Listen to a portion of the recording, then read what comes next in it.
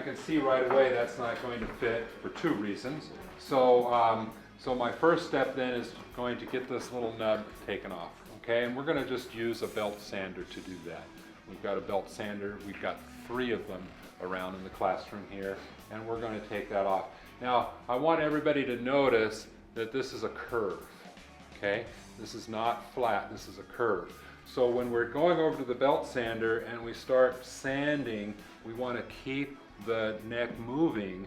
We don't want to just push it into the belt and end up with a flat spot, right? We're going to actually kind of rotate it into the belt to keep that smooth. And we're going to take it down to the surface that's already there. Don't go any deeper than that machined surface that's there. Does anybody know what this is from? Why is that there? Why are we taking it off?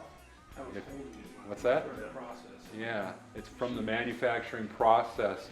When this was created with the CNC, and so it was sitting on the CNC table, and when it's sitting on the CNC table and the cutters are going around, there has to be something holding it down, okay? So there used to be a piece of wood that was stuck out here with a bolt hole that was holding it down on this end. When they took it off of the CNC, they just rough cut this off with a bandsaw. They didn't take the time to do a nice job, right? So that's what our job's going to be. And then over here as well, it's being held down. You can see the leftover portion of the hole right there. So that was where this end was held down. And there's some other material, obviously, that we're going to have to remove. So, so this is left over from the manufacturing operation. So it gives you a chance to talk to your students about, you know, yeah, this is how it came out of the box, but why does it look this way, right? And why didn't they do this for me, right? So why do you think they didn't do it? Time is money. Time is money.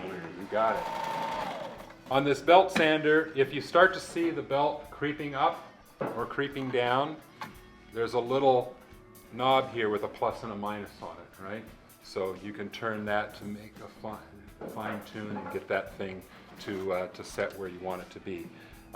So it's just on and off right here. Safety, right? So we've got something that's rotating that could easily grab, you know, jewelry, ponytails, hoodie strings. I'm going to go ahead and turn that on.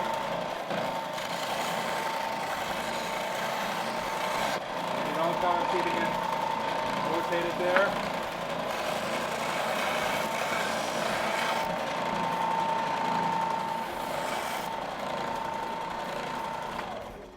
So you see I still have the nice curve there, right?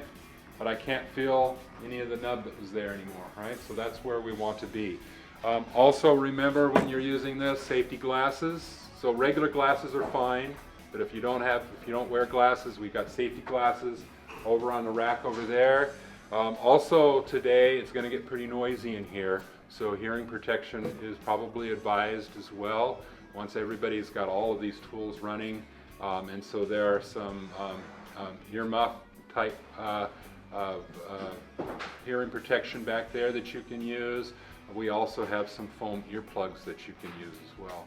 But this is, you know, this could be a disaster for a student, you know, that's leaning over and some piece of jewelry or a ponytail or whatever falls into here. So this is, you know, anytime you have rotating, we're going to do a lot of things with rotating tools. We always want to be especially careful about those things.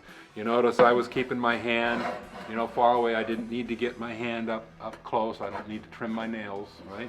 So it's just like that is all we need. This is a pretty coarse sandpaper. We'll talk about sandpaper more a little bit later on, but this is a coarse sandpaper, so it's going to remove the material really fast. So I really didn't have to use very much pressure at all. So, you know, this is what your kids will do. They'll turn it on and they'll do this, and then they'll start talking to their friends, right?